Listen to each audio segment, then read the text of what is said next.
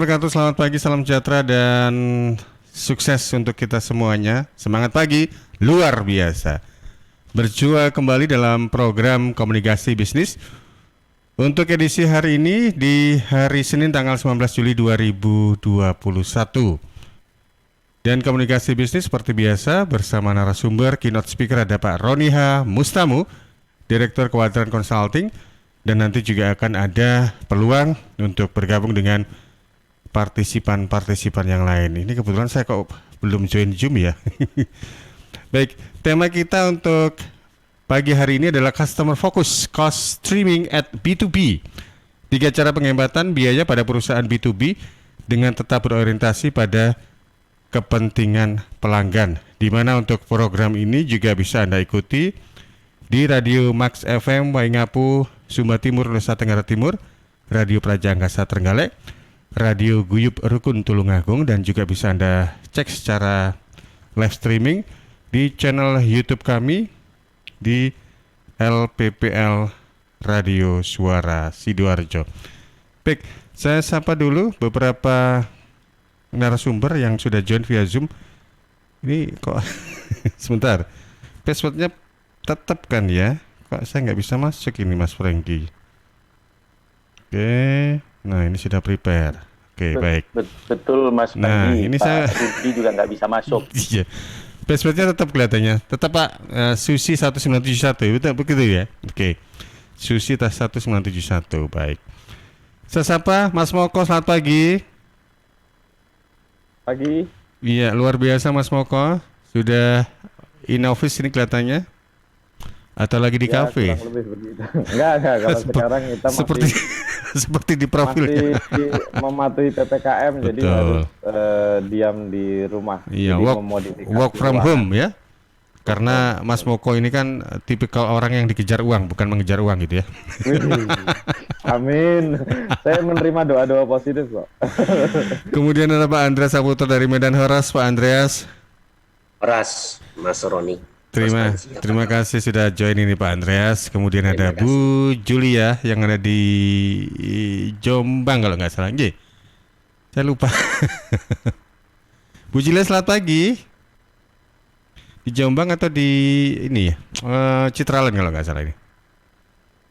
Oke, mungkin kelihatannya lagi monitor. Pak Roni, selamat pagi Pak Roni, luar biasa dengan batiknya yang ini bahannya kalau saya lihat sutra ini ya. Ini belum disentuh saja sudah, Selamat pagi, semangat pagi. belum disentuh sudah tampak silk gitu ya, sutra gitu. Luar biasa. Baik, sebelum nanti jenengan kasih pembuka di tema kita, saya sapa dulu Pak Rudi Balmater. Good morning Master Rudi.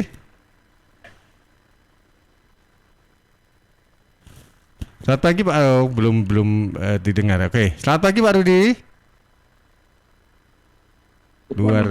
Luar biasa Pak Rudi ini ya. Temanya white and white. Baik, monggo Pak Roni silakan. Terima kasih, semangat pagi Mas Panji, sahabat Suara Sidoarjo, dimanapun Anda berada, teman-teman di Waingapu, Max FM, juga teman-teman di Trenggalek, dan di Tulungagung. Selamat pagi Mas Moko, Pak Andreas, Pak Rudi, dan Bu Julia. Bu Julia ini di Jombang. Oh, di Jombang, Dokter Julia, Dokter Hewan Julia kalau nggak salah. Ya, betul. Hari ini kita sengaja mengangkat satu topik yang sebetulnya sedang terjadi. Saat ini sangat banyak perusahaan yang melakukan pemotongan biaya, cost cutting. Kita juga sering menyebut sebagai cost trimming. Jadi seperti tanaman, pohon gitu kan, saat-saat tertentu sudah terlalu lebat, ya harus dipotong, dirapikan begitu. Sehingga perusahaan itu kembali kepada esensinya, yaitu melakukan proses produksi atau melakukan proses bisnis secara efektif dan efisien. Jadi kita sebut sebagai cost trimming, gitu. Jadi dipotongin dikit-dikit. Gitu. Nah, hari ini karena pandemi itu sangat banyak perusahaan yang melakukan pemotongan biaya. Mungkin nanti Pak Andreas, Pak Rudi, Mas Moko juga bisa sharing bagaimana kejadian pemotongan biaya. Tapi begini, Mas Paji, sahabat Suara Sidoarjo, ada satu pendekatan yang disebut berpikir sistem. Kita harus sangat hati-hati terhadap dampak dari kebijakan yang kita buat. Dan dampaknya itu tidak boleh kita ukur hanya pada satu tahapan saja, tetapi pada keseluruhan tahapan. Saya beri satu contoh. Saya pribadilah, ketika ada pengumuman tarif jalan tol naik, itu saya punya ekspektasi, saya punya harapan. Kalau tarifnya naik, jalannya harus mulus. Kan mestinya jalan tol itu seperti acuan landasan untuk Formula One begitu. Tapi kalau di Indonesia kan banyak potongan-potongan jalan tol itu yang suasananya seperti kemaritiman. Kita naik perahu seakan-akan gitu. Karena luar biasa. Ada gelombangnya di banyak, situ. dan banyak kejutan. Tahu-tahu bunyi jeglok gitu karena ada lubang. Saya pernah di satu potongan jalan tol, waktu itu hujan deras dan ternyata banjir. Dan pas saya lewati air itu ternyata ada lubang yang sangat lumayanlah dalam, jadi yang saya sangat terkejut gitu. Dan itu berisiko bagi para pengendara meskipun kecepatan di bawah 180 itu juga sudah cepat kan. Nah karenanya kalau ada harga naik, saya punya ekspektasi bahwa kualitas jalannya membaik. Saya punya ekspektasi juga bahwa lampu jalannya terang. Saya punya ekspektasi juga bahwa marka jalannya terang, jelas terlihat, dan seterusnya. Tapi bayangkan jalan tol sudah naik harganya, kemudian saya mengalami jalannya itu lobang-lobang atau bergelombang, dan lebih asik lagi, baru masuk ke jalan tol dapat berapa ratus meter sudah langsung macet. Yang artinya lebih menguntungkan lewat jalan biasa yang tidak bayar itu. Kan jalan tol harusnya dulu kan namanya jalan bebas hambatan. Nah sekarang di jam-jam tertentu Anda pasti terhambat. Kecuali selama PPKM ini ya. Karena memang kita menekan mobilitas. Nah hal ini Mas Panji, ketika kita menghadapi model seperti atau situasi seperti COVID ini, di mana kinerja perusahaan turun dalam berbagai sudut, terus kemudian melakukan cost trimming, penekanan biaya. Hati-hati, pertimbangkan yang namanya pendekatan berpikir sistem. Ada setidaknya 10 sebetulnya model yang kita sebut archetype dalam berpikir sistem itu, sehingga langsung ketahuan. Nah, ketika kita mengalami pandemi ini, biasanya board itu akan rapat, apa yang bisa kita hemat dalam mengantisipasi ini. Tujuannya kan supaya semua orang masih bisa tetap bekerja, perusahaan masih bisa survive, kemudian pelanggan masih kita bisa penuhi gitu. Nah, biasanya kita terus melakukan, biaya yang ini nggak perlu, ini coret, ini coret, ini coret.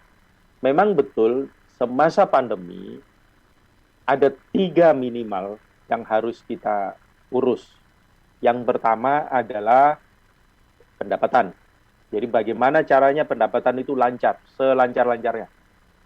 Yang kedua adalah pengeluaran. Bagaimana pengeluaran itu seefektif mungkin, yang tidak perlu keluar nggak usah keluar. Dan yang ketiga adalah bagaimana kesiapan SDM kita dengan perubahan pola ini, supaya segala sesuatunya lebih baik. Nah semua itu akan lebih bermanfaat, lebih cepat jika kita menggunakan pendekatan atau fasilitas teknologi informasi. Gitu.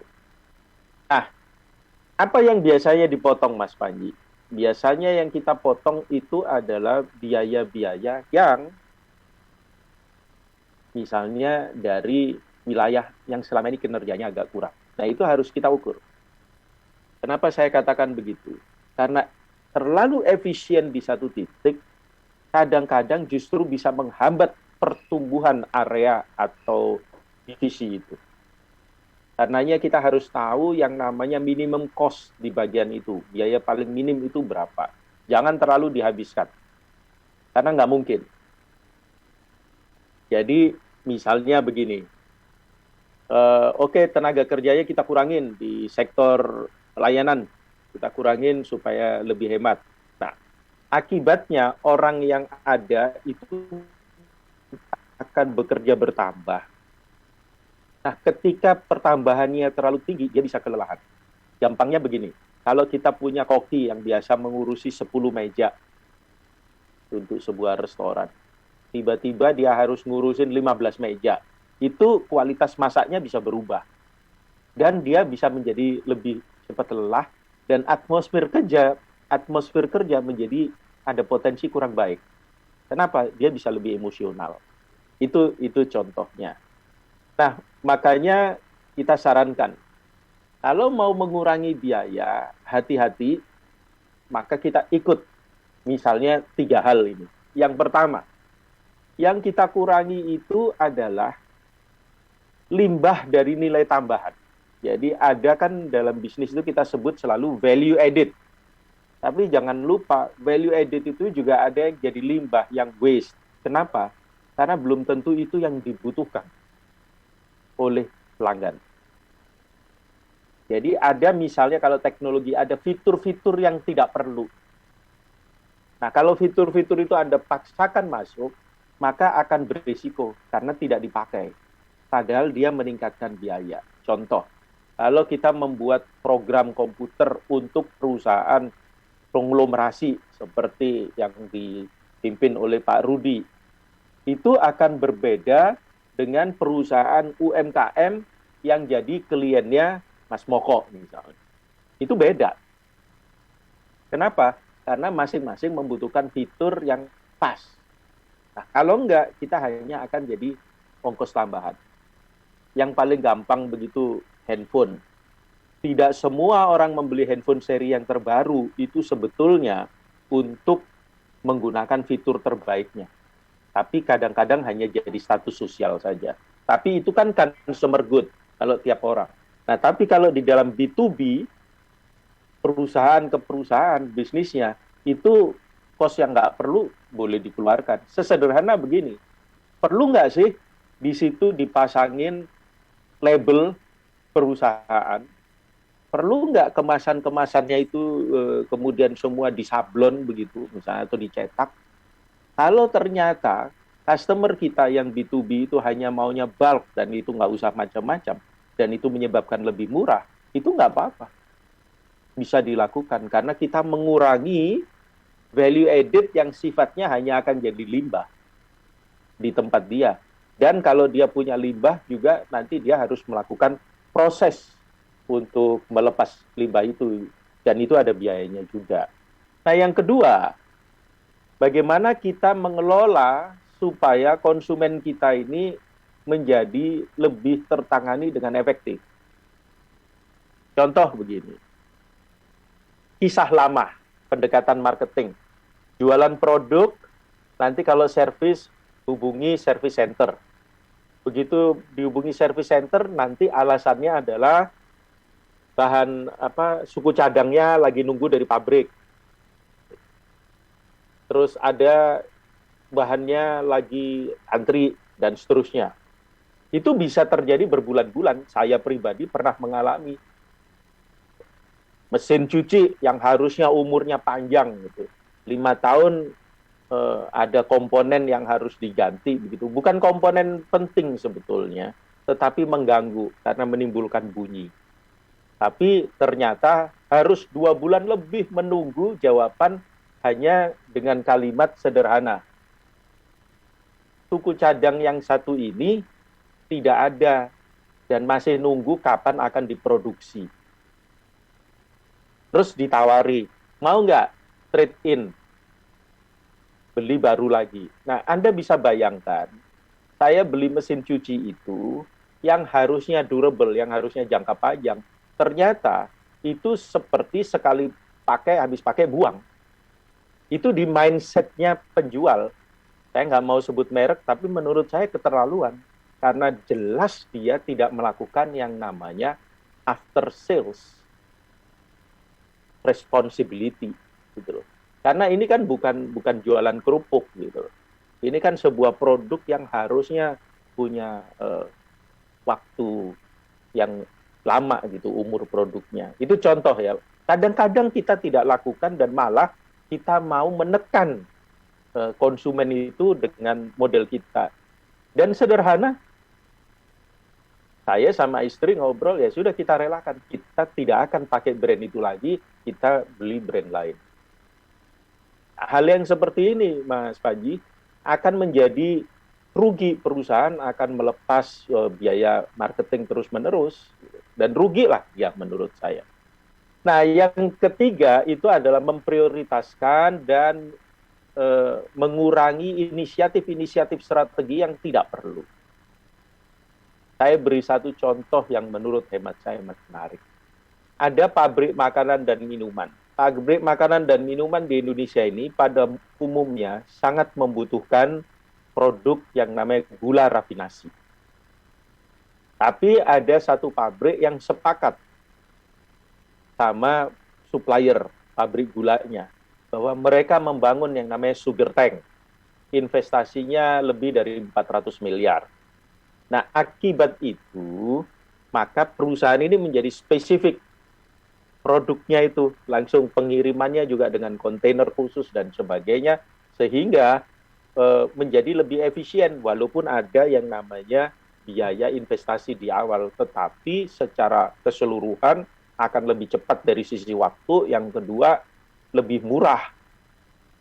Hal ini menariknya bagi kedua belah pihak menjadi semakin erat kerjasama mereka, karena provider lain tidak bisa memenuhi hal-hal yang seperti itu secara langsung, harus disusun sistem. Nah, ini Mas Panji yang mesti kita lihat. Jadi kalau kita mau memotong-motong biaya, boleh-boleh saja. Tapi pastikan pemotongan biaya itu mengindahkan atau memperhatikan kepentingan-kepentingan atau harapan-harapan calon pembeli. Nah, kalau sekarang perusahaan kita ini sedang mengalami tekanan dan harus memotong biaya, mari kita bayangkan bahwa kalau kita melakukan B2B, business to business, maka customer kita itu juga punya persoalan yang sama. Jadi kalau perusahaan kita bisa mempunyai gagasan yang menyebabkan customer kita itu biayanya juga turun, itu akan menjadi sangat baik. Tidak perlu kita menyediakan value added, nilai-nilai tambah yang sifatnya hanya akan menjadi limbah. Kira-kira itu Mas Panji yang bisa saya antarkan di depan. Nanti kita bisa diskusi itu. Terima kasih. Baik, terima kasih Pak Roni. Ini mengingatkan saya pada cost streaming yang juga pernah dilakukan oleh sebuah media penerbitan koran Jawa Pos ya, yang dulu itu kan bentuknya lebar-lebar tapi akhirnya menjadi tabloid. Di awal-awal sih memang banyak pembaca yang komplain atau mungkin nggak terbiasa, tapi semakin kesini orang-orang juga semakin terbiasa, banyak ditiru oleh koran-koran atau penerbit yang lain. Jadi ya, permisi Mas Panji, Ji. itu boleh saya cerita sedikit kalau itu. Jadi begini, itu sebetulnya sudah jamak di negara-negara maju. Kita masih ikut pendekatan lama pada saat itu 9 kolom. 9 kolom. Ya. Nah, itu dikurangi 2 kolom sehingga menjadi 7 kolom. Akibat 7 kolom, kalau orang membaca itu tangannya nggak usah lebar-lebar amat dibukanya, lebih sedikit. Nah, menariknya adalah ketika itu dibacanya di angkutan umum atau bahkan di mobil, itu lebih enak. Kalau ada orang lain kan kita nggak ganggu orang sebelah. Betul. Kira-kira itu yang kemudian itu. Tapi memang dampaknya pengurangan 2 dari 9 kolom itu luar biasa, karena pada saat itu, saya nggak update hari ini, itu mayoritas komponen terbesar dari bahan baku untuk pembuat kertas koran itu impor. Jadi sangat terpengaruh dengan nilai tukar rupiah terhadap US dollar yang pada masa reformasi 20 tahun lalu itu memang luar biasa, harganya sangat tinggi. Jadi pemotongan 2 kolom dari 9 itu pasti waktu itu diikuti oleh media-media yang lain. Iya. Jadi praktek standar akhirnya. Terima kasih. Maaf. Baik, terima kasih Pak Roni. Jadi sama-sama enaknya di level perusahaan enak karena bisa memotong anggaran, di sisi pembacanya juga enak karena bukanya juga nggak lama-lama, apalagi naik BEMU, angkutan umum baca koran gitu ya, nggak sampai kena penumpang yang kanan dan kiri gitu. Iya. Baik, saya sapa Pak Irawan. Selamat pagi Pak Irawan. Selamat pagi, selamat pagi. Luar biasa ini Pak Irawan. Saya ini. Oke, baik. Terima kasih Pak Irawan sudah join. Kemudian saya coba ke Pak Andreas deh. Sekali-kali dengan Pak Andreas. Selamat juga ini, kangen dengan suaranya ini. Pak Andreas, terkait dengan cost streaming atau tema kita di pagi hari ini, apa ini upaya yang sudah dilakukan? Contoh-contoh yang selama ini sudah dilakukan di perusahaan Anda ini Pak Andreas. Yang kita tahu kan daur ulang gitu ya. Monggo. Selamat pagi, Pak Roni, Mas Panji, dan semua teman-teman. Jadi saya juga melakukan B2B yang seperti Prof. Roni lah katakan. Walaupun sebagian besar penjualan produk disinfektan, produk detox itu kepada B2C. Yang menjadi masalah pada saat kami cut cost, contohnya cut cost itu misalnya dalam value added. Jadi produk detox kami ini kan bisa digunakan untuk detox batu empedu, bisa digunakan detox batu ginjal, dan sekalian dengan training-training yang dilakukan bagaimana cara mencapai itu. Kalau kami sekarang mengurangi, misalnya untuk karyawan tertentu dengan training, karena sekarang ini lagi masa pandemi, jadi supaya karyawan itu sehat, kami menganjurkan supaya mereka memakai cara-cara alami. Jadi yang dikurangi adalah modul trainingnya. Kalau dikurangi modul trainingnya, nggak banyak yang minat karena trainingnya singkat, jadi perhatian juga nggak ke sana. Kalau kami lanjutkan dengan cara yang lama, semakin banyak modul training dilakukan, cost kami jadi semakin besar. Jadi bagaimana cara menyiasati ini supaya bisa tercapai penjualan kami, tapi tidak membesarkan biaya. Ya, baik. Nanti ditanggapi oleh Pak Roni gitu ya Pak Andreas ya. Ya, terima Baik. kasih. Terima kasih Pak Andreas. Kemudian saya geser ke Pak Rudi Balmater. Selamat pagi Pak Rudi. Suaranya nggak keluar Pak Rudi, mohon maaf. Selamat pagi Pak Oke, Panji. luar biasa. Tetap semangat dan sehat selalu Pak Rudi ya. Luar biasa. Monggo Pak Rudi. Terima kasih. Dari kacamata saya, sebenarnya salah satu keuntungan dari B2B adalah transparansi dan speed, kecepatan dan keterbukaan. Kalau kita lihat, saya sebagai akuntan dan juga auditor selalu menghimbau bahwa tender atau auction itu harus memakai semacam this new B2B seperti BUMN, seperti swasta dengan beberapa konglomerat perusahaan mereka sudah memakai this technology, bukan hanya menghemat biaya dari procurement department, juga mereka bisa menghasilkan kecepatan dan transparansi dari informasi. Apalagi kalau barang-barang itu diimpor dari luar negeri. So ini untuk menghindari kalau ketemu orang dengan orang lain, kadang-kadang ada namanya temptation. Dan gitu, untuk menghindari itu, this B2B technology bukan hanya menghemat biaya, but also mempertahankan sistem tata kelola perusahaan yang namanya transparansi dan juga mengenai accountability. Sebab itu yang sangat diperhatikan. Terima kasih Pak Profesor Roni, bukan hanya meningkatkan omset, but also memperhatikan sistem tata kelola perusahaan. Terima kasih banyak Pak Panji. Baik, terima kasih juga untuk Anda Pak Rudi. Baik, sebelum ke partisipan-partisipan yang lain, sekaligus juga nanti ada beberapa pertanyaan ini yang sudah masuk lewat WA di 0811 309 1009. Bapak-bapak dan juga Ibu Julia, ini kami atau saya minta izin untuk kita break dulu ya. Nanti kami akan kembali sesudah kita ikuti beberapa iklan berikut ini.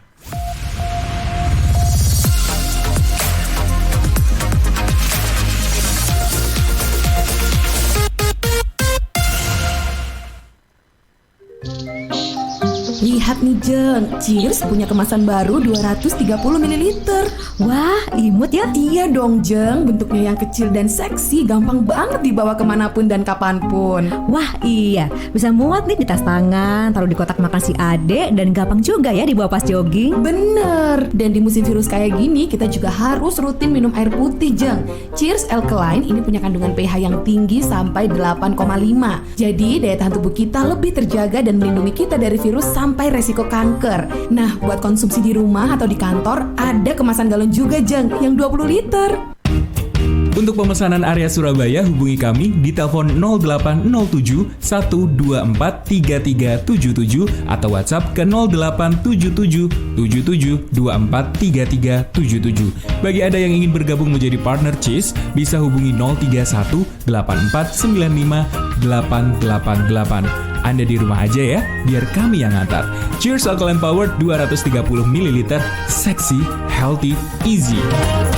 Untuk wilayah Sidoarjo dan sekitarnya bisa menghubungi Depo Candi di 0821 4225 6646 0821 4225 6646. Panggilan sidang dari Pengadilan Agama Sidoarjo atas nama Edo Sumarsono bin Suratmojo. Edo Sumarsono bin Suratmojo.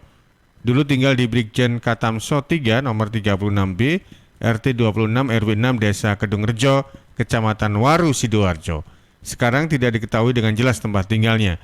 Kepada Saudara Edo Sumarsono bin Suratmojo, dimohon hadir di persidangan Pengadilan Agama Sidoarjo Jalan Hasanuddin nomor 90 Sidoarjo pada hari Rabu tanggal 21 Juli jam 9 pagi. Panggilan sidang ini dari Pengadilan Agama Kabupaten Sidoarjo.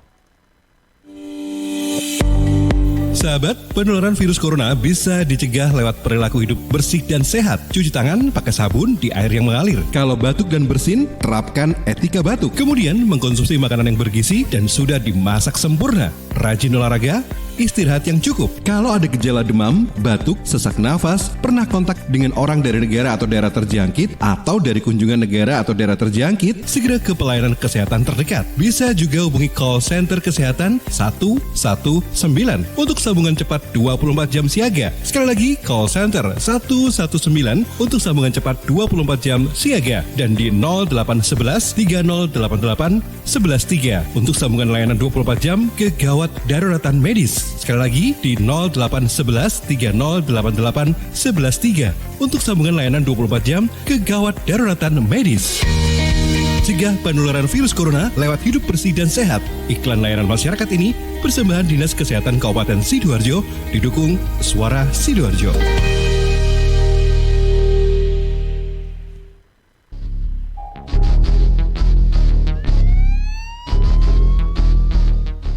Panggilan sidang dari Pengadilan Agama Kabupaten Sidoarjo atas nama Handri Krisniawan bin Budiono.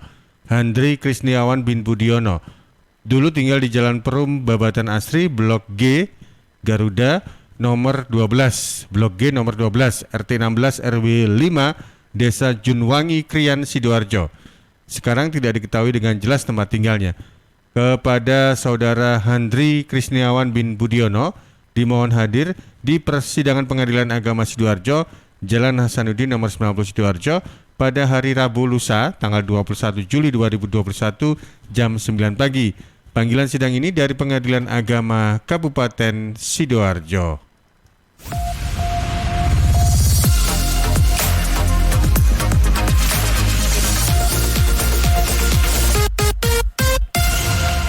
Baik, terima kasih untuk Anda sahabat pendengar dan pemirsa. Anda masih bersama di program Komunikasi Bisnis Customer Focus Cost Streaming at B2B.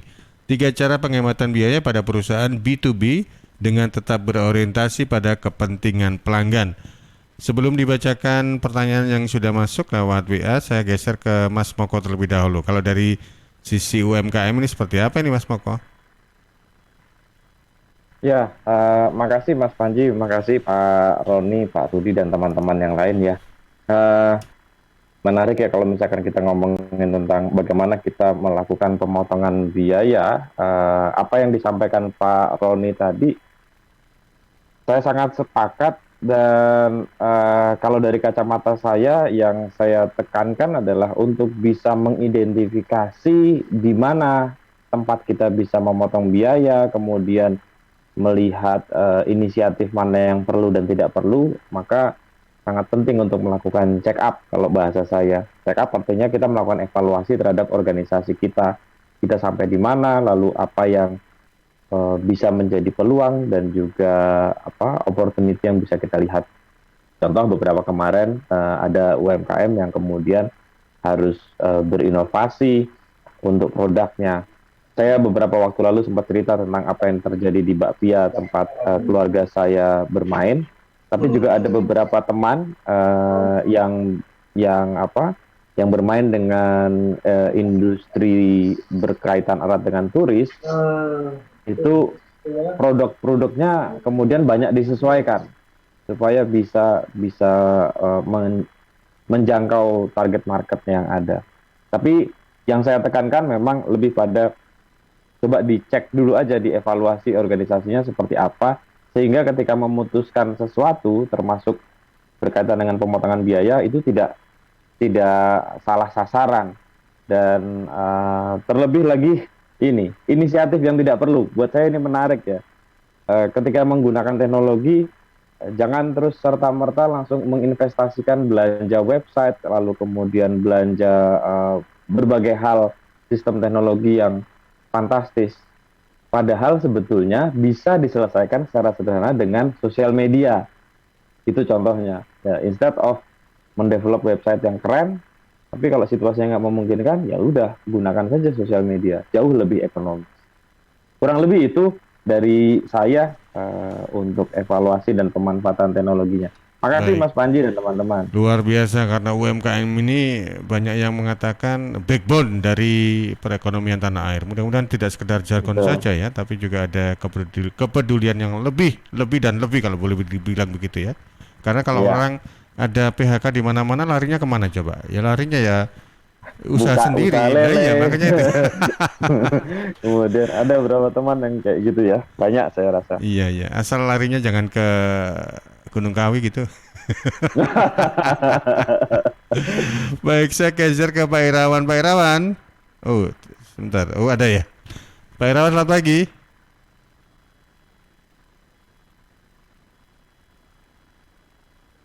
Oke, sepertinya Pak Irawan yang sekedar monitor datanya, mungkin ya. Baik, kalau begitu saya coba ke redaksi. Ada pertanyaan, tadi juga sempat ada yang disampaikan oleh Pak Andreas di Medan. Saya geser ke redaksi, Pak Roni. Iya kan, Zah? Ya, ada yang masuk dari Twitter, dari @kidon2323. Jadi cross cutting ini harus berbanding lurus dengan material yang terproduksi ya Pak? Kalau diseimbangkan apakah bisa? Kemudian dari Bani Rahmata dari Twitter @bani_rahmata.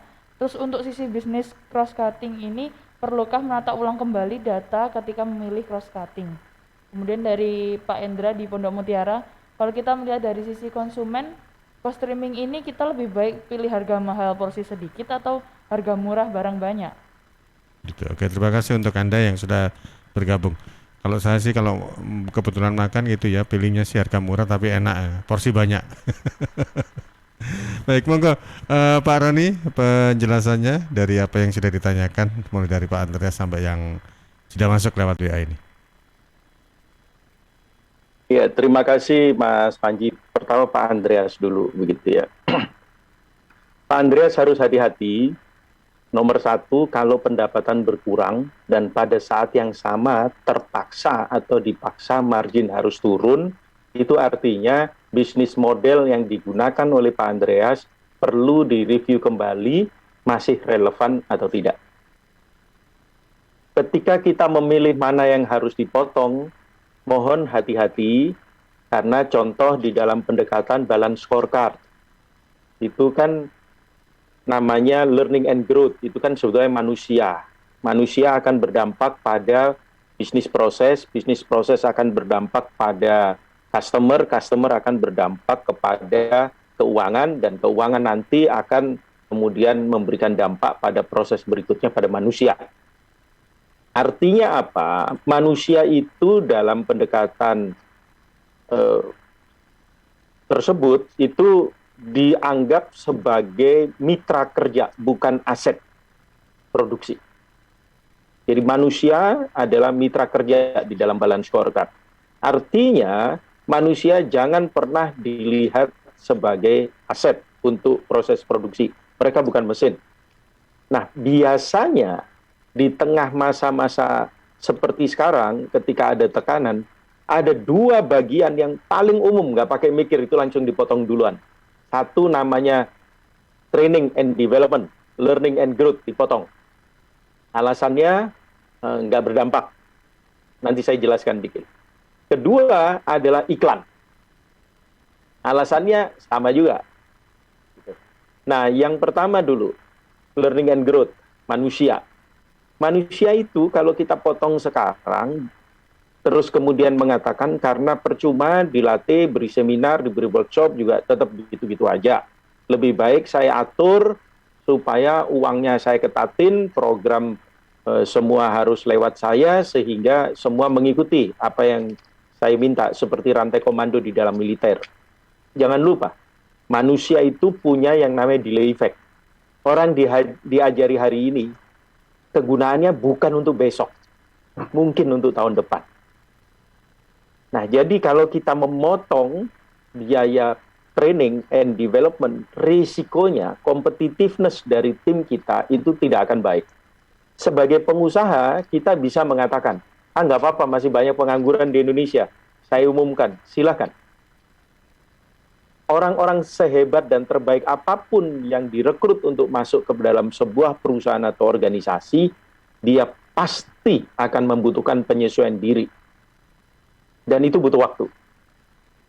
Nah, kalau di dalam bisnis, ketika terjadi perbedaan sistem, perbedaan kultur, budaya kerja, dan sebagainya, itu bisa menyebabkan orang-orang hebat itu tidak bisa cepat berprestasi, bukan karena dia tidak sanggup, tetapi karena dia habis energinya untuk menyesuaikan diri. Jadi saran saya sebetulnya jangan potong biaya pelatihan. Tetapi kita cermati cost structure di dalam perusahaan kita.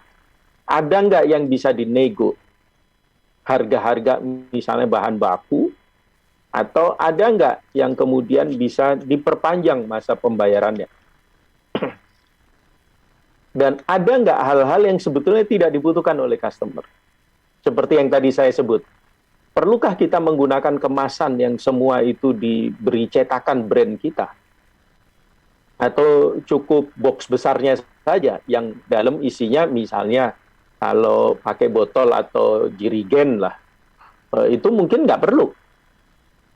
Dan seterusnya, dan seterusnya. Sehingga itu akan mengurangi sebagian dari biaya itu. Yang kedua, mungkin pengaturan pengirimannya. Jadi bisa nggak pelanggan dilatih pesannya sekarang dikirim misalnya 2 hari lagi. Karena itu juga bisa menyebabkan kita mengumpulkan pesanan-pesanan sehingga bisa dikirimnya relatif bersamaan. Kira-kira itu Pak Andreas yang bisa saya sampaikan. Pertanyaan pertama melalui WA atau SMS tadi ya, tentang cross-cutting berbanding lurus. Sebetulnya cross-cutting ini tidak sepenuhnya atau tidak semata-mata hanya soal bahan baku, tapi proses kerja. Saya beri contoh begini. Ini mohon maaf ya, jangan ada yang tersinggung. Saya pernah melihat ini satu proyek, kebetulan lewat sebetulnya. Ada tukang yang ada sepertinya menggali atau memperbaiki atau memasang semen begitu ya, tapi orang itu masuk ke dalam gitu. Saya lewat itu ada 2 orang yang bekerja di dalam. Di atas itu ada 1 orang yang memperhatikan orang yang bekerja di dalam sambil nunjuk-nunjuk. Terus ada 1 orang lagi yang menemani orang yang tadi, tapi kayaknya atasannya. Jadi bayangin, itu kan seperti 4 orang naik perahu, yang nomor 1 memberi komando pada orang nomor 2, nomor 2 memberi komando pada nomor 3 dan 4 untuk mendayung. Jadi sebetulnya perahu itu hanya didayung oleh 2 orang. Menurut hemat saya, ini wasting. Ini buang-buang biaya. Karena tidak dibutuhkan. Dia 2 orang itu ada di situ terus-menerus. Nah, ini sistem seperti ini yang harus diubah, diperbaiki. Karena maaf ya, orang di Asia itu kan senengannya kumpul-kumpul. Jadi mungkin kesannya asik gitu loh.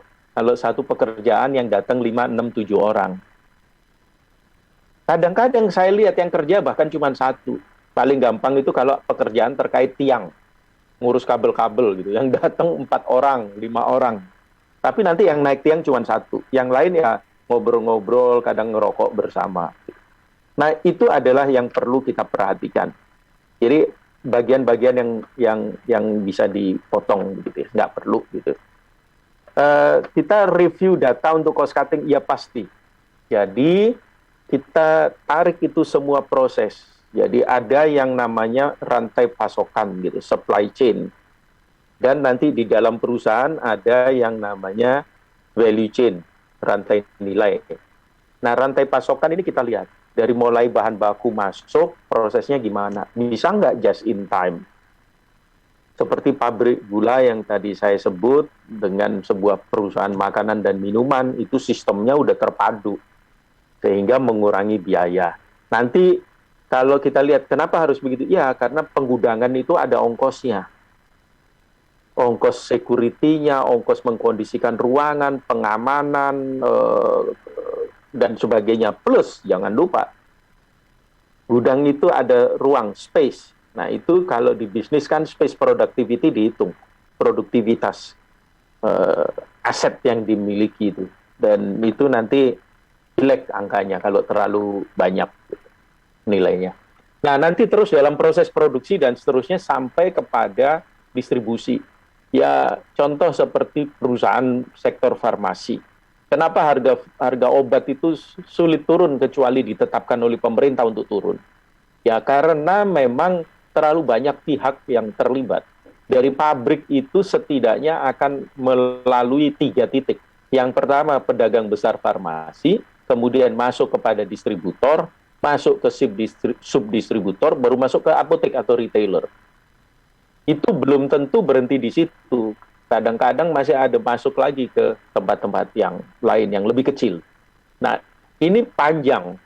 Nah, panjang ini menyebabkan masing-masing kan minta margin, jadi ongkosnya gede. Nah, itu kita potong. Kita cermati gitu ya. Memang setiap pemotongan ada risiko-risiko dalam hal pekerjaan. Kalau kita potong jaringan distribusi, artinya tim kita bekerja lebih keras. Nggak santai-santai nunggu mereka bergerak. Tapi konsumen akan diuntungkan dengan harganya gitu. Tapi memang hati-hati. Dulu 20 tahunan yang lalu pemerintah menetapkan harga obat generic tertentu hanya Rp1.000 gitu. Habis gitu barangnya hilang di pasaran, nggak ada. Habis diborong oleh tentu pihak yang tidak suka dengan harga murah itu. Nah, yang ketiga adalah harga mahal, porsi sedikit, atau harga murah tapi banyak. Itu pilihan. Jadi di dalam strategi itu ada yang namanya strategic positioning. Itu dikenalkan atau dipopulerkan oleh Michael Porter. Kita memilih adalah satu tipenya kita yang mau ambil. Kita mau fokus pada harga, biaya, kita mau ngurusin biaya supaya murah, itu disebut cost leadership. Satunya kita mau bicara biasanya keunikan atau keunggulan atau kualitas, itu diferensiasi. Nah, yang kedua kita bandingkan dua data tadi itu dengan siapa yang kita layani, semua orang atau spesifik. Maka dari situ contoh ya, kalau yang spesifik dan differentiation itu berarti kan sangat unik, khas, collector items gitu misalnya. Orang mau bayar mahal. Semahal yang unbelievable. Gitu. Karena bisa saja sebuah batu akik yang nggak ada harganya seakan-akan tapi tahu-tahu laku 5 miliar gitu. dan seterusnya, karena kita tahulah yang digoreng-goreng itu contoh yang dulu tanaman lah, yang terakhir kemarin daun janda bolong gitu. Itu kan tiba-tiba harganya naik, didorong ke sana. Tapi kalau cost leadership biasanya di dunia perbankan itu ada didorong supaya kita pakai ATM, terus lama-lama kita pakai handphone kita sendiri gitu. Hari ini malah ada yang aplikasi mengatakan dalam promosinya kalau transfer nggak pakai biaya transfer. Jadi nggak usah sekian ribu untuk transfer, 6.500 nggak perlu. Nah, itu perlu kita review. Jadi ketika kita melihat itu semua, maka nanti kemudian kita memilih, saya mau posisi saya seperti apa. Apakah perusahaan saya atau produk saya mau dilihat sebagai collector's item, atau saya suka aja biar ini dianggap sebagai barang obralan, nggak apa-apa. Saya beri satu contoh. Saya nggak tahu hari ini, COVID memang sangat mengganggu proses analisis bisnisnya. Tapi sebelum COVID, banyak orang yang mengatakan tentang produk dari Tiongkok itu jelek. Saya suka tanya, menurut persepsi Anda gimana? Akhirnya muncul kesepakatan, produk dari Tiongkok itu dipersepsi sebagai jelek kualitasnya. Jadi baru dibeli, dibungkus, dibawa pulang, begitu dibuka sudah rusak. Seperti itu. Nah, maka muncul pertanyaan kedua dari saya. Kalau begitu bagaimana Anda bisa menjelaskan bahwa impor dari RRT itu tinggi sekali untuk Indonesia? Merajai. Padahal Anda sendiri mengatakan bahwa itu produknya jelek. Nah, ini persoalannya apa kalau barang tidak laku di pasaran? Waktu itu memang kasusnya tidak laku di pasaran.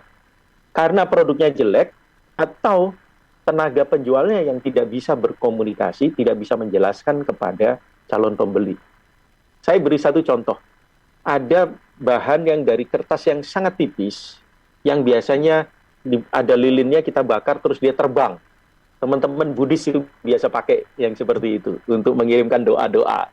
Nah itu kalau kita bikin acara, katakanlah training gitu, terus menggunakan itu di bagian akhir untuk bicara tentang komitmen, bicara tentang melepas beban atau sebagainya lah gitu, bisa atur, terus dibuat acara itu kelihatannya keren. Di malam, hari terakhir dengan api unggun semua diminta melepas itu. Tapi produk itu paling bagus kita beli impor dari RRT. Murah, nanti satu paket itu mesti ada yang rusak, rusaknya itu lengket. Kalau kita buka, ini kan nggak boleh ada robek. Begitu robek sedikit dia nggak bisa terbang. Ada lubang sedikit dia nggak bisa terbang. Nah, tapi mayoritas bisa jalan. Tapi harganya sangat murah. Sulit sekali kita bisa membuat sendiri dengan harga yang segitu.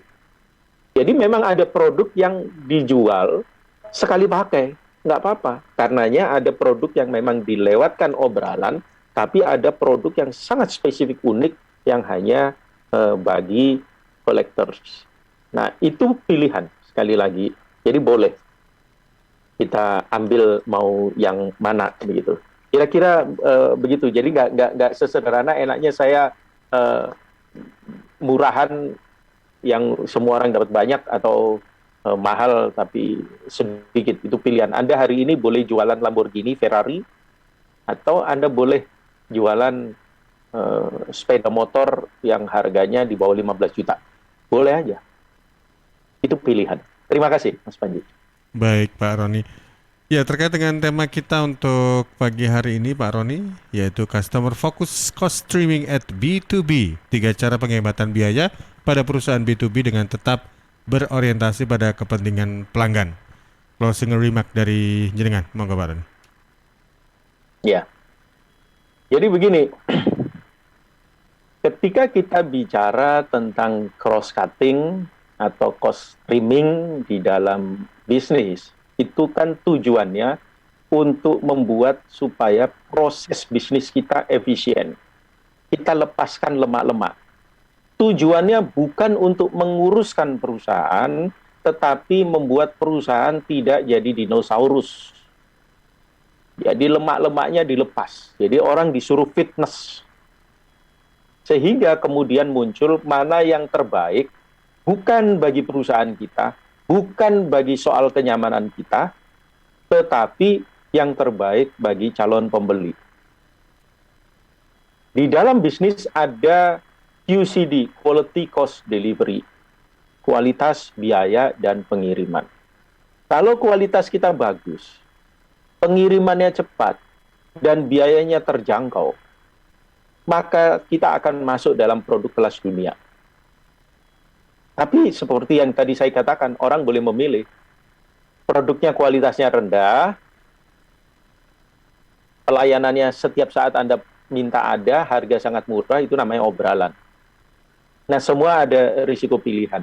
Nah, biasanya ketika perusahaan sudah efisien, itu boleh dia ada di pasar yang manapun, itu akan terbentuk, dia akan menjadi fit, segar, siap untuk bertarung, siap menghadapi tekanan apapun.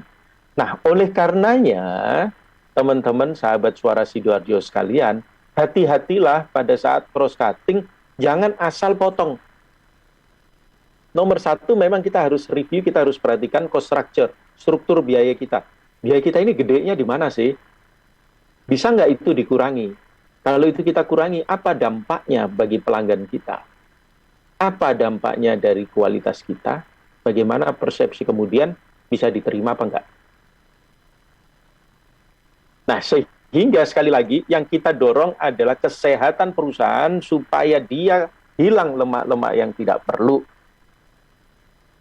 tetapi fokus pada apa yang menjadi value added atau nilai tambah yang dibutuhkan oleh calon pelanggan. Mohon maaf ya, kalau kita langganan TV berlangganan gitu misalnya, itu kan sering tiba-tiba ditambahin macam-macam kan, ditanya mau nggak tambah ini, mau nggak tambah ini, biaya sekian. Nah, itu namanya usaha boleh saja. Tapi hati-hati, kalau nggak ada manfaatnya percuma. Karena pelanggan sekarang ini di era keterbukaan informasi ini bisa dengan sangat mudah untuk melihat dan membandingkan kita dengan yang lain-lain. Dan itu hati-hati. Terutama orang-orang muda seperti timnya Mas Moko ini, itu adalah orang-orang yang sangat berbahaya karena mereka punya kemampuan untuk menangkap dengan sangat cepat dan masuk dengan biaya yang rasional. Sehingga perusahaan langsung milih, ini saya sama timnya Mas Moko, kira-kira. Walaupun Mas Panji, saya beri catatan ya, hati-hati juga pada perusahaan tertentu, itu ada konsep price means quality.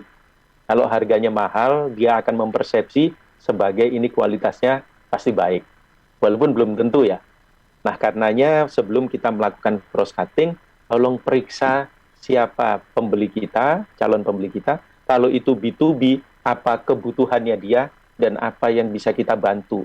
Jadi produk kita, sistem kita bukan hanya menguntungkan kita, tetapi membantu persoalan yang dihadapi oleh calon pembeli. Itu namanya pain reliever. Jadi apa itu? Pelepas rasa sakit gitu. Karena kadang-kadang kan ada persoalan besar yang kalau kita masuk akan menjadi lebih baik. Kira-kira begitu, Mas Panji. Baik, terima Buat kasih semuanya, Pak jangan Roni. asal potong SDM training dipotong, iklan dipotong, bahaya banget. Betul. Jangan asal potong, apalagi kalau terkait dengan potong uang belanja ya, nanti bisa dikomplain sama istri. Matur nuwun Pak Roni, sukses, salam Sama-sama. sehat juga untuk Anda dan keluarga. Mas Moko Terima juga, kasih, Pak Rudi. Pak Andreas, Pak Irawan, Bu Julia, dan juga one and only Pak Rudi Balmater juga terima kasih. Salam sehat, semangat pagi, luar biasa. Sampai jumpa.